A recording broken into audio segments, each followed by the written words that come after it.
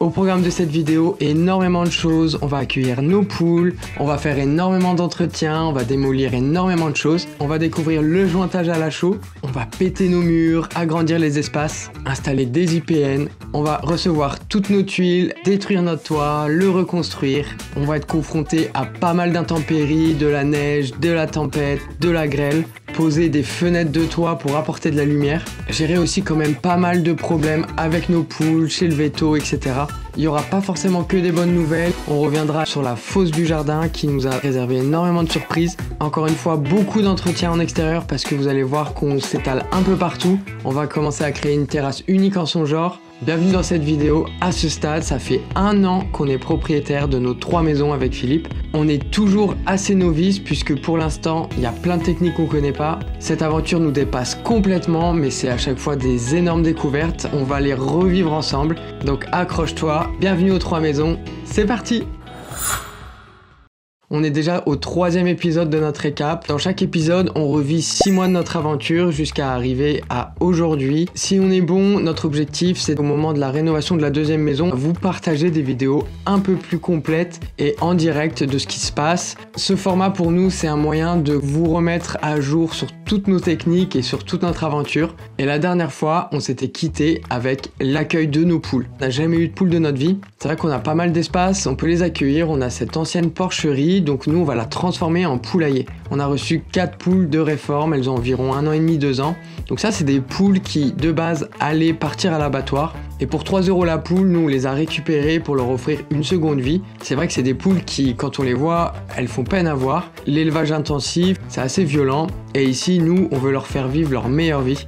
Une poule de réforme c'est un peu moins productif que lors de son jeune âge, mais on a bon espoir de leur faire un nid douillet. D'ailleurs je te les présente, on a le duo de choc Diams et Vita, Pipelette et Arlette. Arlette c'est vraiment la poule la plus badass, elle se laisse pas approcher. Et pourtant tu vas voir que dans cette vidéo, on a vraiment ensemble tissé un lien assez particulier. Tu vas voir un peu plus tard, on va t'en reparler. On pourrait croire que les poules sont un peu malades, surtout elles sont déplumées. Donc ça y est, on se lance dans une petite routine pour elles. On leur a aménagé un beau poulailler assez confortable. En plus avec le retour du soleil, c'est plutôt inspirant. Je reconstruis un espèce d'escalier avec vraiment des restes que j'ai trouvés sur le terrain. L'objectif de cet escalier, c'est qu'elle puisse facilement grimper et aller dans la zone de ponte. C'est marrant, c'est fait avec pas grand chose et ça suffit largement. Si t'as pas suivi, ça y est, on est installé sur le chantier, vraiment avec Phil. C'est un vrai défi parce que les conditions de vie sont hyper spartiates. Depuis peu, on a l'eau potable au chantier, donc ça c'est un vrai plus. Seulement voilà, dans la foulée, il fait encore très beau. C'est vrai qu'on a beaucoup de chance en cette sortie d'hiver, donc c'est le moment de faire un peu de débroussaillage aux maisons. Avec notre partenaire Enel à l'époque, on commence à être pas mal équipé. À l'époque, je m'étais un petit peu craqué avec tous ces outils. J'ai conservé des petites brindilles, du bois assez sec, du bois mort, pour nous permettre de facilement alimenter le feu, le mettre en route. Hop, je le stocke sous notre hangar, comme ça nous permet assez facilement d'avoir de quoi l'allumer sans trop galérer. On est toujours au mois de février et c'est vrai qu'on est vraiment au pic où on commence à être un peu connu sur les réseaux sociaux, on va dire. Et à cette époque, on a réalisé une interview pour Démotivateur. C'est un compte sur les réseaux sociaux assez sympa. Motivateur, moi c'est Phil. Et moi c'est Pierre et on rénove ensemble 3 maisons à la campagne. Pour les personnes qui seraient motivées de faire ça, allez-y, foncez. Il y a tellement de vieux bâtiments à rénover en France. Il y a des pépites partout en France. Il suffit de gratter sur le Bon Coin ou ailleurs et il faut pas avoir peur. Faut savoir s'entourer, faut savoir être curieux. Il n'y a pas besoin d'être riche pour faire ça. On s'est prêté au jeu et à l'époque, c'est vrai qu'on a répondu à des questions. Ça nous avait permis de nous faire un peu mieux connaître de la communauté qui nous suivait déjà parce qu'on est quand même assez discret, faut dire. À la suite de ça, toujours dehors, en fait, on a cette partie du jardin qui est sur 2 niveaux avec un mur finalement de soutènement. Donc on a un espace assez haut et je dirais que 1,5 m en dessous, on a l'autre partie du terrain. C'était assez compliqué d'y accéder et je me suis dit, bah tiens, go, essayer de faire un escalier un peu naturel parce que finalement ici tous les murs de soutènement sont faits en vieille pierre, en pierre sèche, c'est-à-dire qu'il n'y a pas de ciment, il n'y a pas de chaux. Donc je me suis dit, si à l'époque on arrivait à faire ça, go, je vais faire un petit escalier. On a trouvé ces pierres gratuites sur le Bon Coin, donc pourquoi pas les utiliser. Après on a encore ici, vous voyez, des grosses pierres.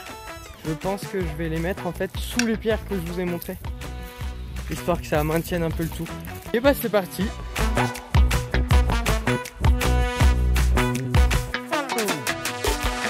c'est vrai que c'était quand même assez compliqué. J'avais beau poser les pierres, ça bougeait tout le temps. Donc j'ai revu un peu le système. Finalement, je me suis dit qu'on allait les espacer. Et donc ça ressemble pas forcément à un escalier, mais plus à une pente avec des petits paliers grâce à nos pas japonais. J'étais très content du résultat, ça a tenu très longtemps. Et franchement, ça a été très pratique. Le problème, c'est qu'on a tendance à lâcher nos poules dans le jardin. Et vu que la terre était encore fraîche, elles ont kiffé nos poules gratter autour. Donc c'était un petit peu relou parce qu'il a fallu être assez vigilant et faire pas mal d'entretien pour garder le plus longtemps possible ces marches. À présent, on se retrouve dans l'ancienne chambre bleue. Pour rappel, on a décrépit, en fait, on a retiré tout l'enduit qu'il y avait sur les vieilles pierres. Nous, on était super contents de redécouvrir ces jolies pierres derrière le mur. On savait que la maison était pleine de cachets. Pour nous, c'est l'occasion de commencer quelque chose qu'on va faire énormément par la suite de nos travaux. C'est le jointage à la chaux. Donc, on allait récupérer de la chaux. Nous, on a choisi de la chaux de Saint-Astier.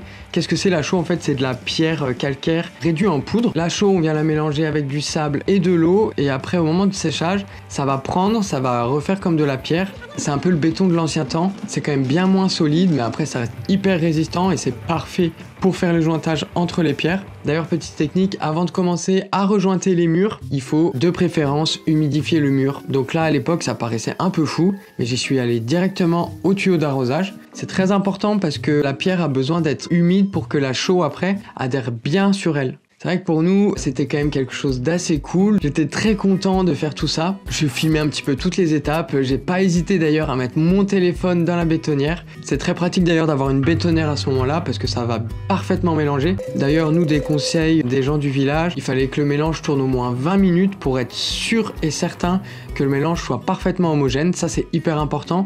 Il faut pas qu'il y ait une boule de sable qui reste compactée parce que sinon, avec le temps, le joint va complètement se casser. Donc c'est parti, on met notre chaux entre les pierres.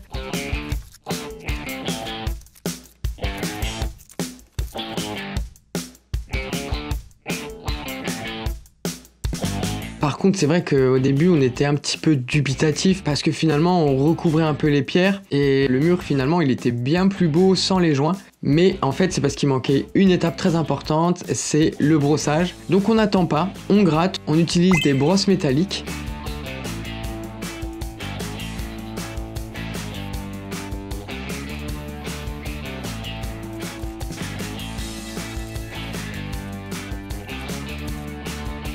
Il faut à la fois y aller assez franco et en même temps, faut pas aller trop fort parce que après ça peut tout enlever. Et puis c'est selon la finition que tu veux avoir en fait. Nous, on a choisi de quand même gratter un peu plus en profondeur pour que la pierre ressorte un peu des joints. Mais tu as la possibilité aussi de laisser plus apparent et un joint beaucoup plus épais. Après, c'est qu'une histoire de goût. Le résultat est vraiment sympa, on est super fiers de cette première pièce qu'on a réalisée à la chaux. C'est vraiment une vieille technique qui est encore énormément utilisée et on est content d'avoir un peu trouvé notre manière de faire. On sait très bien que c'est quelque chose qu'on va répéter maintes et maintes fois, donc c'était super de se faire sur cette première expérience. Ça y est, on est au mois de mars et là, c'est vraiment une mission très importante qui va commencer. En fait, la maison était toute cloisonnée à l'achat, on avait déjà fait tomber 2 murs. Ce premier, quand tu rentres dans la maison, là, ce mur a disparu. Et dans le dernier épisode, on a fait également tomber ce mur ici, qui séparait la chambre de cette espèce de couloir assez grand. Mais c'est vrai que les espaces restent encore assez exigus. Donc on s'est dit qu'il fallait quand même une grande ouverture dans ce mur en pierre qui fait quand même 60 cm d'épaisseur.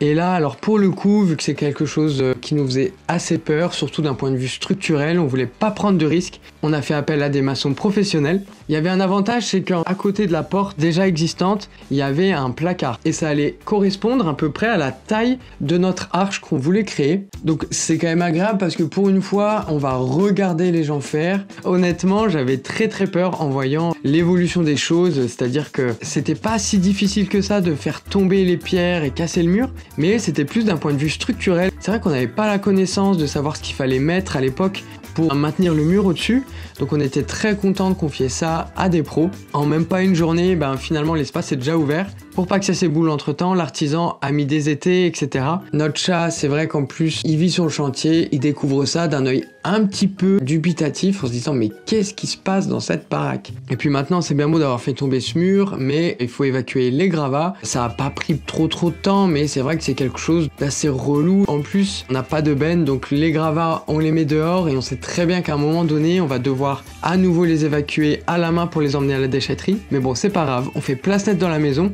À ce moment là c'est vrai qu'en plus on a pu la porte qui nous permettait d'un peu séparer les espaces et donc de contenir les poussières de nos travaux. Là c'est grand ouvert. C'est vrai qu'à cette époque, purée, c'était assez compliqué. Fallait quand même apprendre à vivre avec tout ça. Je dirais pas que je suis maniaque, mais j'aime pas quand c'est trop le cirque, etc. Et ben voilà, le ménage, on sait que c'est tous les jours et même plusieurs fois par jour pour pas avoir trop de poussière et qu'on vive quand même dans quelque chose d'un petit peu décent. De chaque côté du mur, l'artisan a créé des coffrages qu'il a remplis de béton et il reste, je dirais, quelques, 30 cm. Et par-dessus ça, on va y mettre quoi? 3 IPN. Alors, les IPN, c'est des grosses poutres en métal. Il n'y en avait pas encore dans la maison, mais nous, on prévoyait de les cacher par la suite, donc on s'est dit, structurellement, il n'y a rien de mieux. Par contre, chaque IPN pesait 300 kg, donc à l'installation, c'était quand même une sacrée mission. Après, on savait qu'on était avec des artisans, donc on n'avait pas peur. Et effectivement, ça s'est bien fait, on s'est mis à 4. Et puis petit à petit, de chaque côté, on montait l'IPN, et comme ça, on en a installé 3. Et d'ailleurs, on en a profité pour fixer dans cette IPN une longue poutre, parce que vous vous souvenez, dans la vidéo précédente, on a cassé le mur entre la chambre bleue et ce fameux couloir rose. Cette poutre en frêne, en fait, elle allait permettre de soutenir les autres poutres, justement, qui font partie de la structure de la maison. Et on voulait pas, finalement, que les longues poutres s'affaissent. Donc on a préféré en mettre une autre dans la longueur qui a permis de tout remonter et de maintenir, finalement. Et en plus, on savait que par-dessus, par la suite, au-dessus de cette nouvelle poutre en frêne, on allait créer une passerelle. Donc finalement ça allait suivre l'alignement de la passerelle et du coup c'était super. À ce moment-là on était très rassurés que ces gros travaux soient finis parce que entre les imaginer et les réaliser c'est deux choses très différentes. Donc là vraiment un gros soulagement, mission accomplie, on allait pouvoir passer à autre chose. Juste après ça, j'en avais profité à l'occasion pour vous faire un home tour. Ça faisait longtemps que vous l'attendiez, donc j'avais quelques plans à l'époque qu'on vous repartage dans cette vidéo. Ça vous donne un petit peu un état des lieux de ce à quoi ressemblait la maison à cette époque. Sans surprise, il fallait être très motivé pour vivre dans ces conditions, je le répète assez souvent. Je crois que quand même malgré ça, ça a été une super période de notre vie parce que ça nous a appris à vivre assez simplement et chaque évolution, si vous voulez, au quotidien apportait beaucoup de satisfaction. Donc je revois ces images avec pas mal d'émotions quand même parce que c'est une partie très importante de notre vie et on est super fiers d'avoir passé tout ça. Et pour ceux qui connaissent la maison aujourd'hui, on revient de loin quand même.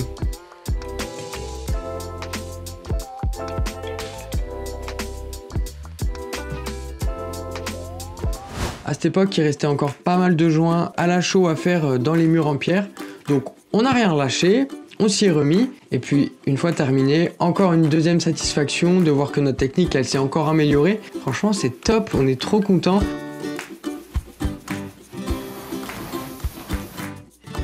D'ailleurs dans la foulée et après de longs moments de recherche de notre part, on reçoit les tuiles pour refaire complètement le toit de cette maison. À l'époque, on sortait du Covid, les matériaux, je sais pas si vous vous souvenez, avaient augmenté mais de façon, c'était incroyable quoi. C'était très compliqué de trouver une entreprise qui avait encore du stock de tuiles. Vraiment, il y avait comme un point mort au niveau des tuiles. Nous, on a réussi à en trouver. On était très chanceux à l'époque. Donc on savait pas quand est-ce qu'on allait commencer le toit parce que forcément, déjà grosse mission, on n'avait jamais fait de toit de notre vie et surtout, c'est le temps qui allait un peu nous guider. Donc pour le moment, on décharge, on met tout ça dans le jardin. Pour nous, c'était déjà une consécration, on était safe, on a nos tuiles, on allait pouvoir passer à l'étape suivante. Puis finalement, on n'a pas attendu longtemps et nous voici le jour J. Comment vous dire notre excitation. Avec Phil, on va se donner comme mission de refaire un premier pan de toit. Salut tout le monde, je suis avec Philippe. Et vous savez, il est temps qu'on se lance dans notre mission de toit.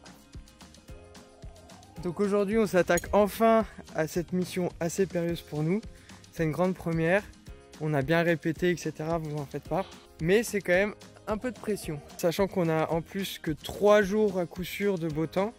Donc il faut qu'on ait au moins remis un delta, protégé notre toit avant lundi soir. C'est faisable, on est samedi matin. Donc on va rien lâcher. Donc du coup, bien sûr, hein, on s'équipe.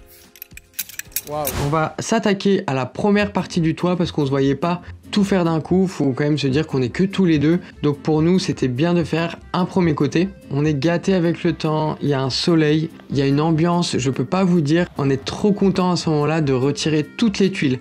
Il faut savoir qu'en plus, le toit actuel, il y avait 3 types de tuiles différentes, donc c'était important pour nous de repartir sur quelque chose de neuf quand même et de pas réutiliser ces tuiles. En plus, c'est une maison traditionnelle, donc ici dans la région, en dessous des tuiles et des lithos, on a ce qu'on appelle ces fameuses voliges qui sont là en protection supplémentaire. Et c'est super parce que pour ma part, si un jour on a de la grêle, etc., que les tuiles cassent, et ben ça permet de pas casser le toit quand même. Il y a encore une barrière supplémentaire. Et je pense aussi que c'était avant tout une espèce d'isolation supplémentaire en fait. Mine de rien, ça protège de la chaleur en été quand le soleil tape, et en hiver, ça permet aussi de retenir un peu la chaleur, même si bon là, pour le coup, les voliges à l'époque, elles étaient bien trouées, on voyait le jour à travers, donc le côté isolant, c'est pas vraiment le top. Mine de rien, après la première journée, on a réussi à tout détuiler, on a retiré toutes les voliges, que sur un premier pan de toit. Ce qui est un peu stressant, c'est qu'on avait quand même peur qu'il se mette à pleuvoir en pleine nuit, etc. Dès le lendemain, on n'attend pas. L'objectif, c'est de retirer toutes les vieilles poutres. La seule chose qu'on va garder sur ce toit, c'est la grosse charpente. C'est des arbres complets finalement. Pareil dans l'objectif de se dire,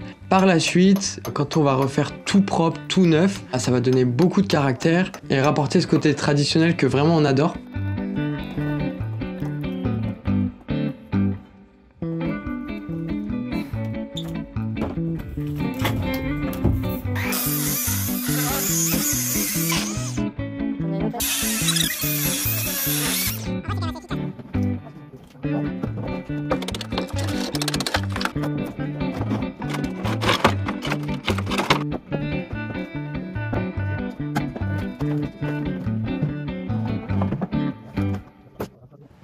On remet quand même des chevrons tout neufs et surtout on se base sur les références actuelles des constructions parce qu'après il faut penser au fait qu'on va y glisser de l'isolant. Donc chaque chevron est fixé tous les 60 cm. Comme ça après, aucun problème pour y glisser de l'isolant. Nous on a quand même une spécificité sur ce toit. Autant on peut venir fixer les chevrons directement dans les poutres qu'on a gardées. Autant sur la fin, on va être obligé de les terminer dans de la maçonnerie. Je sais que c'est pas le top d'emprisonner des poutres dans du béton. On a trouvé quand même un juste milieu parce qu'on voyait pas trop d'autres solutions. Ce qui est important, c'est qu'au bout des chevrons, on a mis quelques vis, comme ça après par-dessus, on met du béton. Et si vous voulez, la vis elle est prise après dans le béton et ça va empêcher nos chevrons de bouger. D'un point de vue structurel, en tout cas, c'est beaucoup plus résistant. Une fois que tout est bien refait, on va reposer des voliges. Nous, on a choisi de refaire finalement, pas à l'identique, mais de reprendre l'ancienne technique, c'est-à-dire remettre des voliges, cette fameuse couche supplémentaire.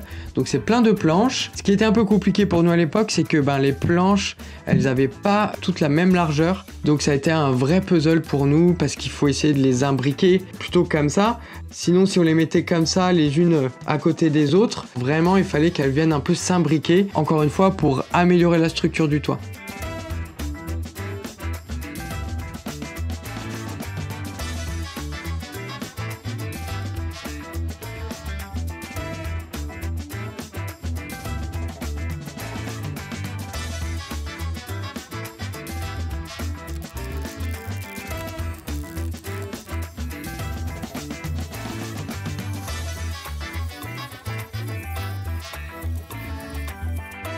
Ok, on refait un toit traditionnel, mais en même temps, il faut pas se passer des bonnes pratiques de notre génération. Donc, on va mettre un pare-pluie. Le pare-pluie, c'est une espèce de membrane, c'est comme une grande bâche finalement qu'on va venir mettre par-dessus nos voliges. Et en fait, ça va empêcher l'infiltration d'eau. Imagine, tu as une petite fissure dans une de tes tuiles. Et l'avantage du pare-pluie, c'est que en cas de fuite par-dessous les tuiles, le pare-pluie va t'empêcher que ça s'infiltre sous les voliges. Donc ça, c'est super. C'est-à-dire que du moment où on allait poser ça, on était dans notre tête beaucoup plus serein. Il allait pouvoir pleuvoir sans aucun problème et la maison n'allait pas prendre l'eau. Bon, c'est sûr, après, il faut pas trop tarder quand même parce que l'idée, c'est de reprotéger tout ça. Le pare-pluie, c'est au cas où, mais on était déjà beaucoup plus serein. C'est le moment où on installe les lithos. Les lithos, c'est quoi? C'est la structure qui va nous permettre de poser les tuiles. de faire les différentes rangées. Donc pour ça, dans un premier temps, on va en mettre de manière verticale sur le toit. Je crois que c'est tous les 60 cm. Et après, par-dessus ces lithos verticaux, on va rajouter des lithos horizontaux. Et c'est vraiment ceux-là qui vont accueillir les tuiles, qui vont venir se reposer dessus. À l'époque, et c'est une super astuce, on avait créé une cale de, je crois, 31-32 cm. C'est la taille de nos tuiles. Comme ça nous permet de garder un écart constant. Grâce à cette cale, on n'allait pas galérer à prendre des mesures à chaque fois, à savoir si tout était parallèle. Non, tu mets ta cale de chaque côté et tu viens remettre couche après couche tes lithos. Et comme ça, après, t'as plus aucun problème. Je crois qu'on est à peu près au 4e jour de ces travaux du toit, de ce premier pan. Et ça y est, c'est le moment tant attendu, on va poser les tuiles. Honnêtement, rien de compliqué. Le plus dur, c'est quand même, déplacer les tuiles. Finalement, choisir le nombre de tuiles qu'on porte en même temps parce qu'il faut les acheminer d'un bout du toit à l'autre. Déjà, il faut les monter, puis après, il faut les déplacer. Il faut marcher au-dessus des lithos, donc en plus, c'est quand même un petit peu risqué. D'ailleurs, vous voyez bien, nous, à cette époque, on était constamment équipés sur le toit. On était toujours harnaché, on s'était accroché à la cheminée en cas de chute. C'est très important, sachant que pour nous, on n'est pas couvreur, on veut aucun risque, c'est très important. Et alors ce qui est fou, c'est qu'on est quand même à la fin mars à cette époque, et alors 2 jours après avoir réalisé ce premier pan, il se met à neiger. Non mais ça paraît dingue, on est passé d'un temps exceptionnellement doux et vraiment très agréable à la neige. Donc à l'époque, on avait quand même de la chance. On préfère de la neige à des gros coups de vent, à de la grêle. Vraiment, tant mieux. On a eu chaud. La maison est de nouveau protégée. Le toit de la maison est quand même bien avancé. Donc il n'y a pas de fuite. On était très contents à ce moment. Par contre, dès le début du mois d'avril, c'était une autre histoire. Parce que en fait, en haut de notre toit ici, les faîtières, c'est les tuiles qu'on vient mettre tout en haut comme un chapeau. Donc on avait mis des bâches, seulement on a eu à l'époque déjà une première tempête. Et donc à ce moment-là, en fait, notre bâche, elle s'est envolée. Et en s'envolant, elle a fait voler des tuiles. Et ces tuiles en retombant, elles ont cassé, allez, je dirais une vingtaine, trentaine d'autres tuiles. On était un petit peu dégoûtés parce que le toit était neuf. Déjà qu'on a eu du mal à trouver les tuiles. On n'était pas vraiment à l'aise à se dire, allez, on en a large. Purée, et là, dès le début, on a été obligé d'en rechanger pas mal. Ça nous a fait un petit coup. Mais bon, on s'en sort bien, on va rester positif parce qu'il faut bien s'accrocher pour la suite. Je vous avoue qu'à ce moment-là, on regarde la météo et il n'y a plus du tout de semaine où on se dit on va pouvoir faire le toit. C'est soit il fait beau 1 ou 2 jours, mais alors derrière c'est la catastrophe, il pleut à fond. On a dû reporter le deuxième pan du toit à beaucoup plus tard. Après, vous savez, on a énormément de choses à faire, notamment une porte automatique pour nos poules. Parce que oui, ça fait 2 mois qu'on a nos poules à la maison, c'est super, mais on n'est pas tout le temps au chantier. Et puis des fois, on a un peu ce qu'on appelle la flemme. Donc Phil, vu qu'il est électricien et il aime bien créer des choses, on s'est dit qu'on allait créer une porte automatique. Avec les restes de voliges de cette première partie du toit, je décide de créer une porte assez basique. Et c'est dans cette porte qu'on va créer une petite ouverture en bas avec un système de porte en métal qui allait se relever en fonction de l'heure de la journée. Je suis pas assez pro pour vous expliquer comment ça a été fait. C'est quelque chose qui nous a pas coûté cher à créer. Après, ça a pris pas mal de temps parce qu'il faut avoir la technique. C'est un système aussi qui existe dans les magasins, dans les animaleries. Donc, vous pouvez facilement en trouver pour pas trop cher. Et c'est surtout que c'est très pratique. Les gens à l'époque nous disaient mais attention, c'est dangereux. Imagine, il y a une poule qui reste bloquée au milieu de la porte, etc. Ça va se refermer dessus et ça va la tuer, entre guillemets. Écoutez, ça n'a pas été le cas. Et deuxième réflexion, c'est oui, mais si la poule, elle est encore dehors. Sauf qu'en fait, une poule, c'est réglé. Dès que le soleil à l'horizon est couché, la poule, hop, elle fait de même. Elle rentre dans sa petite habitation. Donc nous, il suffit de programmer la fermeture de la porte 1 heure après. Et comme ça, il n'y a pas de souci. Ça a super bien marché. Encore aujourd'hui, 3 ans après, on a toujours cette porte. Et ça fonctionne du feu de Dieu. En cette fin d'avril, c'est un vrai plaisir à ce moment-là de commencer à faire de l'entretien dans le jardin. Souvenez-vous, avant, c'était quand même quelque chose... c'était une forêt. Tout était un peu à l'abandon, sans entretien. Donc nous, on redécouvre les espaces à ce moment-là. C'est vraiment quelque chose qui nous plaît. On s'y sent bien. L'esprit campagne à fond. Avec l'été qui arrive, franchement, l'état d'esprit, il est trop cool. On passe vraiment pas mal de temps sur nos extérieurs, ça nous fait plaisir, ça nous fait faire un peu autre chose aussi parce que en fait, en termes de météo, on n'a toujours pas cette fenêtre de tir avec au moins 5 jours de soleil, donc ça retarde le second pan et donc on est quand même content de s'occuper avec d'autres missions à ce moment-là. D'ailleurs, quand on regarde le toit de l'intérieur, on voit qu'on a une partie pourrie et l'autre qui est toute neuve. Donc on est un peu dépité parce qu'en plus il y a la grêle qui s'invite. On sait que en haut il y a nos faîtières qui sont toujours pas installées. Donc les intempéries en fait dès qu'il y en a ça nous fait peur. Surtout qu'on est dans une région on est assez haut. Le vent c'est quand même assez courant. On n'est pas quand même hyper à l'aise à l'idée de se dire bah purée notre toit il est à moitié refait. Surtout que à l'époque on s'est pris une grêle mais qui a détruit toutes les plantes, toutes les fleurs. On était dégoûtés. On a eu très peur sur le moment. Après coup, finalement, ça s'est bien passé. On était dans une zone où la grêle, elle était comme cela. Alors que juste à côté, à quelques kilomètres, ils ont eu des trucs comme ça, des patates. Je vous explique pas. Il y a eu des toitures complètes dans un village qui ont été détruites. Et là, c'était une autre paire de manches. Nous, de notre côté, on est quand même sous une bonne étoile. Donc, on voit le positif et on sait qu'on va s'y remettre. Mine de rien, on est déjà au mois de mai. On n'a pas fini le toit.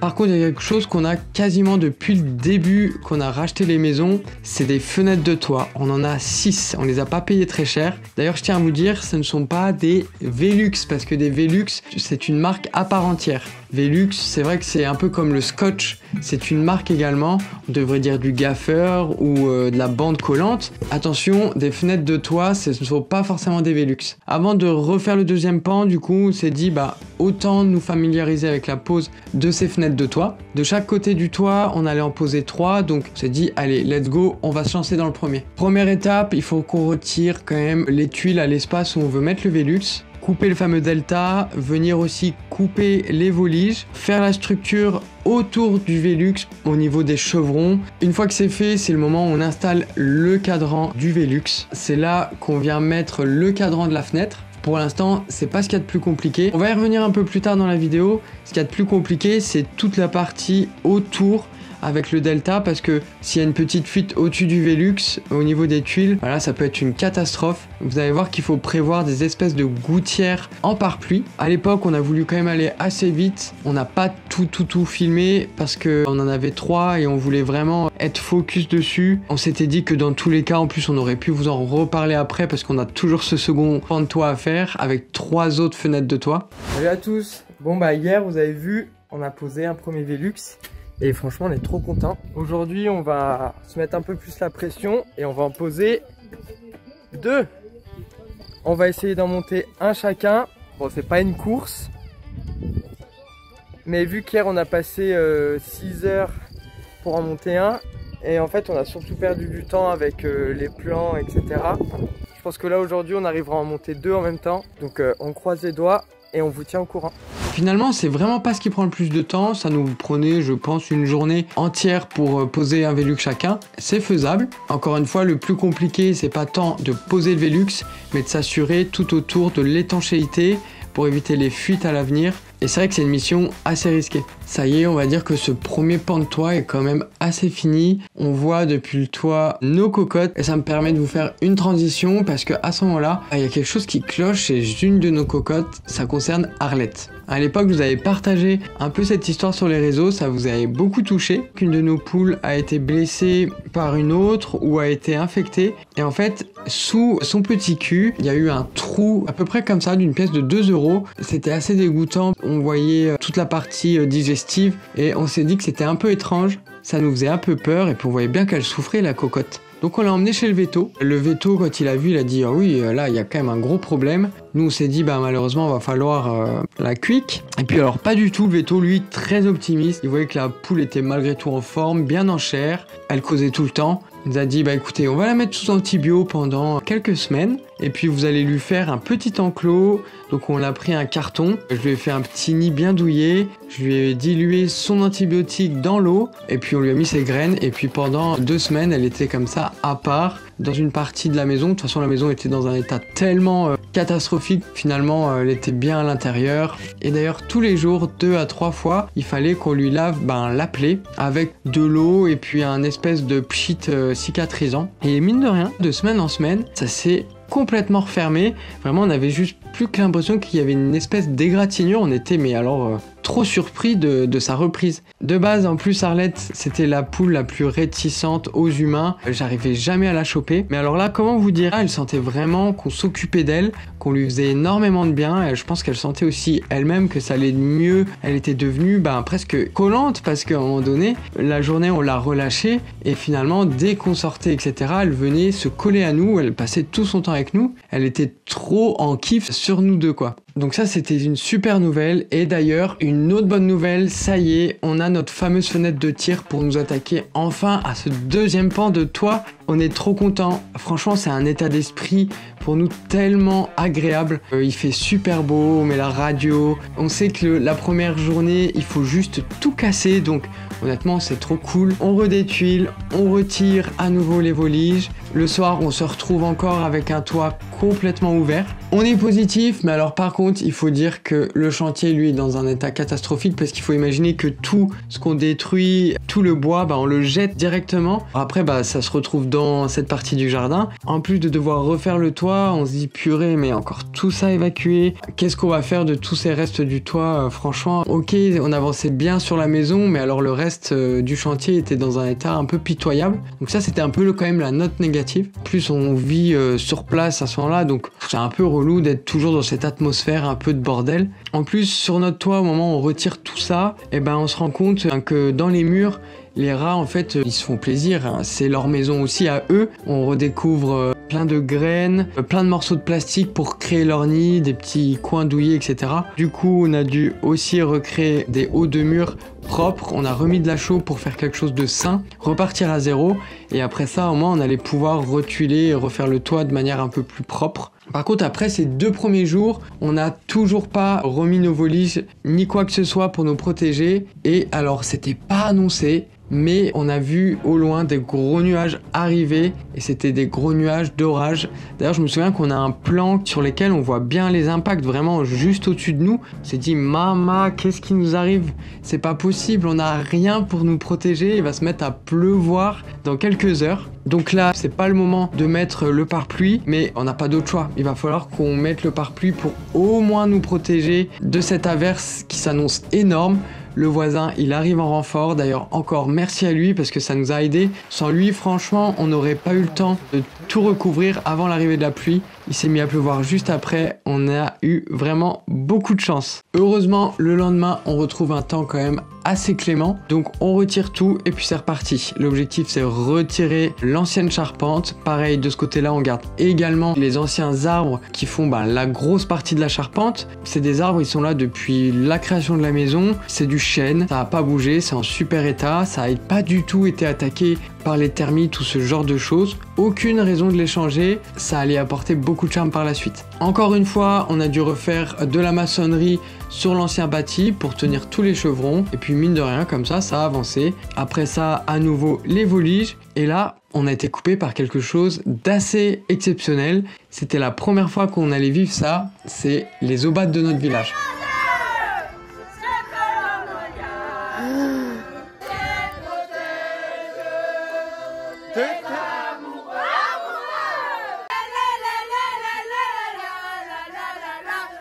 Pour ceux qui ne connaissent pas, les Obats, c'est le comité des fêtes du village qui s'invite chez tous les habitants pour annoncer les grandes fêtes patronales. Les fêtes patronales, c'est un long week-end où tous les jours, c'est la grosse fiesta.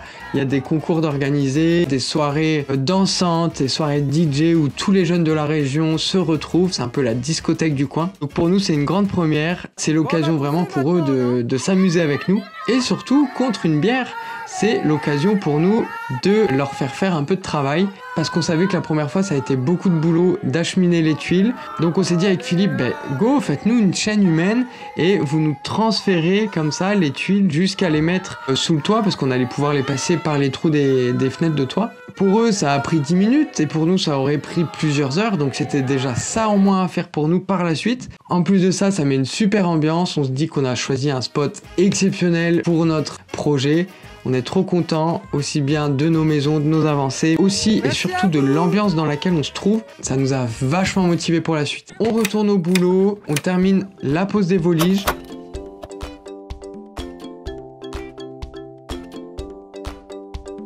Maintenant tu connais les étapes, on pose le pare-pluie. Une fois que ça c'est fait, on vient fixer nos fameux lithos à la verticale et ensuite les lithos à l'horizontale. Donc ça c'est ceux qui vont nous permettre d'accueillir les tuiles. Et après, dernière mission, c'est totalement retuiler. Par contre, au moment où on va retuiler, c'est pas grave, mais c'est plus dangereux quand même. Il pleut. En plus, on est fatigué. Je vous avoue qu'on a beau être de bonne humeur, etc. Ça fatigue. Non pas que c'est très très long. Je veux dire, en 2-3 jours, c'est fait. Mais c'est encore une fois cette étape où il faut tout soulever, faire attention à chacun de tes pas, faut passer au-dessus des lithos, et en plus là on rajoute la pluie, vraiment pas une expérience très ouf. Après comme d'hab, ça nous pousse dans nos retranchements, on teste encore notre motivation, et puis après la carotte pour nous c'est de nous dire voilà, une fois que son toit il est fait, on va être quand même assez tranquille, on va pouvoir faire les travaux à l'intérieur, on aura plus ça à gérer, parce que faire des travaux à l'intérieur alors que t'as tout le toit à refaire, ça aurait été mettre les charrues avant les bœufs. On voulait vraiment s'assurer qu'on fasse les choses dans l'ordre, de la manière la plus logique. Donc on n'a pas eu le choix, on a fini, on a posé toutes ces tuiles. Par contre, après ça, il fallait qu'on se rattaque à la pose de 3 autres fenêtres de toit. Donc c'est reparti, on doit refaire à nouveau nos trous, ouvrir le pare-pluie, recréer un système tout autour, couper les lithos, installer le cadran, vérifier que la fenêtre, une fois que le cadran est installé, elle se ferme bien, que le cadran soit pas un peu de travers, etc. Tout autour, c'est important. On doit à nouveau, grâce au pare-pluie, faire en sorte que l'eau ne puisse pas s'infiltrer. Donc ça, c'est une technique. Il faut faire très attention aux moindres détails. En fait, le pare-pluie au-dessus de la fenêtre, il va falloir qu'on vienne, si vous voulez, faire une espèce de gouttière un peu comme ça, pour que finalement, si les eaux s'infiltrent, elles n'aillent pas ici directement sur le Velux, mais au contraire qu'elles soient stoppées de cette manière, vous voyez, elles s'infiltrent là, elles sont bloquées. Après cette gouttière, plutôt que de la laisser de manière horizontale comme ça, c'est la mettre légèrement sur le côté. Vous avez le carré du Velux là, et en fait l'eau elle est évacuée sur le côté du Velux. C'est au cas où il y a des fuites au-dessus des tuiles. C'est très important de faire attention à ça. Donc du coup, là mon eau elle va passer, elle va ruisseler le long du Velux, mais pas le long du cadran, parce que après si ça s'infiltre le long du cadran, c'est là qu'on a les traces d'humidité, la pourriture avec l'isolant qu'on va mettre un peu plus tard. Donc franchement, faut faire attention, ça prend pas mal de temps. Après, une fois que voilà, les Velux ont été faits, que toute la partie un peu cachée est faite, on est content. On sait qu'il va nous rester encore cette fameuse histoire de faîtière parce qu'on a encore cette bâche qui fait la jointure entre les deux, c'est pas fou.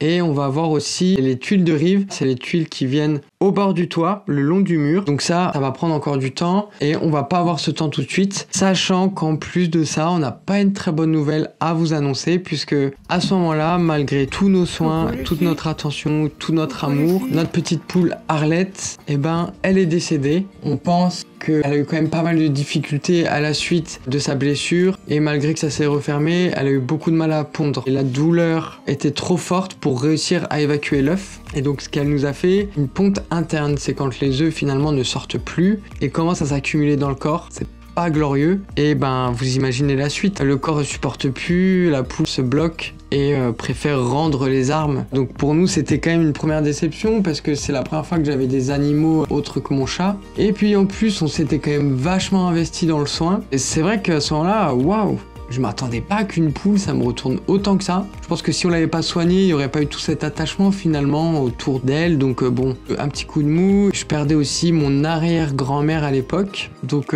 double dose, on va dire. Mon arrière-grand-mère, c'était une personne incroyable. Donc je suis remonté dans ma famille et on a passé quand même un très bon moment ensemble. À mon retour, je suis très content. Ils m'ont passé des plants de tomates que je m'empresse d'aller installer dans le jardin. C'est vrai qu'au moment où j'étais parti d'ailleurs pendant une petite semaine, Phil du coup pareil, ça l'a mis un peu en pause sur le chantier. Mais en même temps, ça a été quand même l'occasion pour lui de faire du tri. Ça a été bien parce que ça nous a permis de repartir à zéro un peu après. Et c'est surtout qu'il a eu la très bonne idée de se dire que finalement cette charpente qui traînait partout sur le terrain, on n'allait pas l'acheter bêtement à la benne ou à la déchetterie. Non, lui il a fait quoi? Il a tout coupé en petits morceaux, on l'a stocké dans l'ancienne porcherie, on a tout mis dedans. Ça allait nous permettre pour l'hiver prochain de nous chauffer parce que c'était du bois à l'époque qui n'était pas du tout traité. C'était du bois, du pur bois, du bon bois. Et donc pour la petite histoire, encore aujourd'hui, 2 ans après, on a encore une bonne partie de cette charpente qui est prête à brûler. Ça nous permet quand même, si pendant l'hiver on brûle un peu trop de nos stères, etc. et qu'on a peur de pas en avoir assez, on sait qu'on a toujours ce stock stratégique qui nous attend, donc franchement au top. On est quand même bien, il fait beau, tous nos travaux sont focus sur l'extérieur et l'intérieur de la maison en fait, on a tendance à un peu accumuler des choses, notamment dans cette partie de la maison. C'est l'occasion pour nous de faire du tri, donc on sort des boîtes de rangement, on ordonne un peu tout ce qu'on a qui traîne, on fait plein d'allers-retours en brouette, on en profite aussi pour évacuer cette grosse armoire qui est là depuis toujours, et non pas qu'on va l'acheter, mais on va la mettre ailleurs, on va la mettre dans notre atelier, c'est la cave où en fait il y a toute la partie eau et électricité, et par la suite on va s'en servir pour ranger nos outils dedans. Aujourd'hui c'est là où on met tous nos EPI, tous les casques, tous les masques, certains outils, etc. C'était très très drôle notre système pour descendre cette armoire parce que devant la maison il y avait ces escaliers avec je crois 14 marches. L'armoire elle pesait un âne mort, donc du coup petite descente sur des planches et après on a pu la mettre dans ce fameux atelier. D'ailleurs à ce moment-là c'est le grand comeback de notre fosse. Je ne sais pas si vous vous en souvenez, mais on avait découvert au début de notre projet une fosse à purin énorme remplie d'eau et avec au fond du caca de vache à fond. On avait tout vidé, quasiment 12-13 mètres cubes. Avec le temps et sans qu'on s'en aperçoive, on n'avait pas vraiment fait attention, l'eau est de nouveau re-rentrée dedans. Soit c'est l'eau de pluie qui du terrain s'infiltre dedans, peut-être qu'il y a aussi une faille en dessous. En soi, vous savez quoi, c'est pas une mauvaise nouvelle. L'avantage qu'il y ait de l'eau dedans, c'est que la fosse, au moins, les forces sont réparties, parce que si la fosse avait été vide, la terre sur les côtés de la fosse aurait un peu travaillé, vous voyez, comme ça. Alors que là, le fait qu'il y ait de l'eau, ça permet de répartir les charges. Donc, l'un dans l'autre, c'est top. Et pour nous, on s'est dit que c'était une mine d'or. Parce que sur un terrain assez rocailleux où c'est compliqué d'avoir de l'herbe verte en été, d'avoir de quoi arroser nos plantes sans utiliser de l'eau du robinet, allez, on va brancher une pompe électrique dessus, y mettre au bout un tuyau d'arrosage. Et puis comme ça nous a permis d'arroser par exemple les fameux plants de tomates du papy et les différents légumes, patates qu'on avait plantés à l'époque. Donc franchement c'était le top. Nous on est super contents et encore aujourd'hui la fosse elle est pleine à ras-bord. Bon par contre notre toit toujours pas fini, donc il nous reste ces fameuses faîtières à poser. Finalement c'est pas le truc le plus compliqué.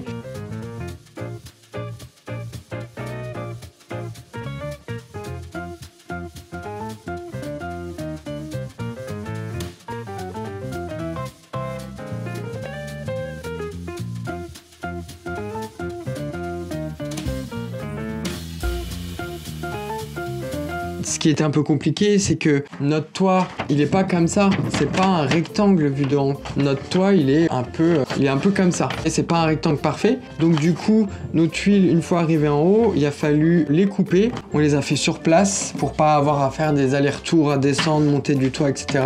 Moi, de mon côté, je faisais les marquages et lui, Phil, il coupait. Après, par-dessus ces fameuses tuiles, on a posé, je vais plus avoir le terme. Vous allez certainement me le retrouver ou au moment du montage, je vais vous mettre le terme ici. C'est comme du plomb, ça va venir épouser la forme des tuiles, finalement éviter les infiltrations, et par-dessus la faîtière. Après tout notre toit était hors d'eau, on était vraiment sécure au max, même si c'était trop beau, il nous restait encore quelque chose à faire. La pose des tuiles de rive. Qu'est-ce que c'est les tuiles de rive? Imagine ça, c'est un toit, et les tuiles de rive c'est ce qui vient ici et qui vient se replier sur la façade. Indispensable pour avoir de très belles finitions. Donc ça s'est fait assez facilement, c'était vraiment pas le plus compliqué, pour nous c'était clairement de la finition en quelques jours. Tout ça s'était fait, on a pu se dire ça y est, le toit c'est terminé. Et en réalité, même encore aujourd'hui, je vous avoue que le toit est pas totalement terminé parce que on n'a toujours pas, après 2 ans et demi, 3 ans, installer nos gouttières. Aïe! En fait, ce qu'on attend, c'est de faire la façade, parce qu'on sait très bien que quand on va faire la façade avec les jointages autour des pierres, ça va en foutre partout. Et donc, on s'est dit qu'on allait attendre d'avoir refait la façade pour s'éviter d'avoir à nettoyer les gouttières, on allait en mettre partout. Et puis bon, il n'y a jamais eu de gouttière pour l'instant, donc on va bien réussir à s'en passer, même si c'est un peu relou, je vous l'avoue. Mais bon, ça, on remet à plus tard et on vous en parlera par la suite. Là, il y a une petite odeur d'été qui arrive vraiment. On se remet à faire de l'entretien extérieur, donc on est très content. Le chantier est tout propre, c'est une bonne chose de faite et on va pouvoir accueillir pour la deuxième année consécutive, ma famille qui vient passer une semaine entre guillemets de vacances au chantier, sachant que souvenez-vous l'année dernière c'était quand même des conditions très spartiates. Là on n'est pas encore au summum du luxe, mais on a déjà, vous savez, une chambre qui est complètement nickel, donc pourront y mettre ma belle-mère, ma petite sœur qui sont les plus princesses de la famille. C'est déjà super. On a une salle de bain qui n'a plus rien à voir, c'est super cool. En plus le temps est quand même bien plus agréable que l'année dernière. On a une machine qui nous permet de broyer un peu nos végétaux, c'est super pratique parce que ça nous permet de mettre un petit peu par-dessus les pieds de tomates, ça protège finalement, ça nous évitera de moins arroser. C'est très pratique à faire un peu pour tous les légumes l'été.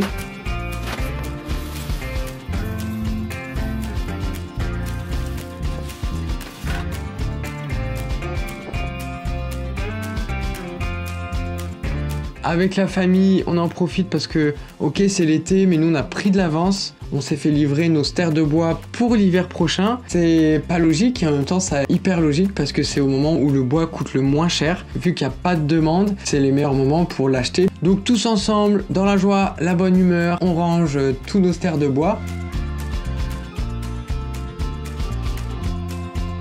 Juste après, avec l'aide de mon père, on va commencer un projet de terrasse. Alors, le projet de terrasse, on voudrait le faire sous le hangar, ici, puisque en fait, c'est super cool cet hangar.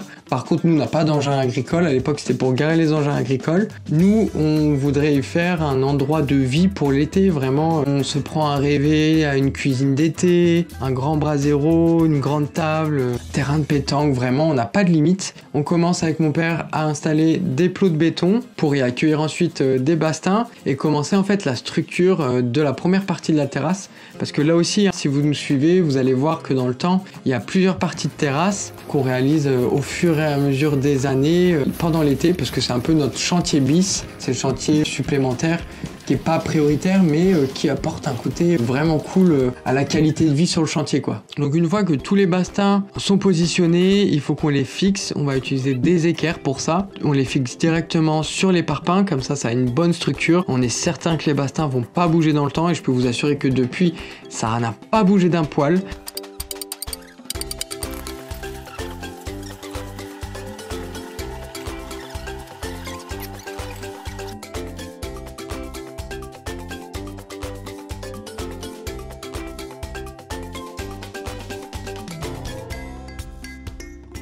Par contre, on a au bout de cette fameuse structure, on a entre ces deux poutres, le sol là-bas était un peu trop haut pour qu'on puisse y glisser des parpaings. Ce qu'on a fait, c'est qu'on est venu directement fixer un U sur les piliers du hangar. Et après, ça nous a permis de mettre le bastin dedans pour aller jusqu'au bout. C'était très pratique. Entre chaque bastin, pour encore ajouter de la rigidité pour le futur sol qu'on aura choisi et qu'on va poser par la suite, il faut qu'on mette ce qu'on appelle des entretoises. C'est ce qui va venir encore apporter beaucoup de structure à tout ça et venir vraiment figer à fond le tout. Et une fois que c'est fait, il y a quelque chose d'assez original qu'on doit faire puisque on a l'idée d'installer un brasero directement au cœur de cette terrasse. Sauf que les lames qu'on a choisies, ce sont des lames en composite. Et même si on les avait choisies en bois, c'était un peu risqué de mettre un gros brasero au milieu. On voudrait réaliser un contour en béton pour justement éviter que les braises fassent des taches sur la terrasse, de brûlures, etc.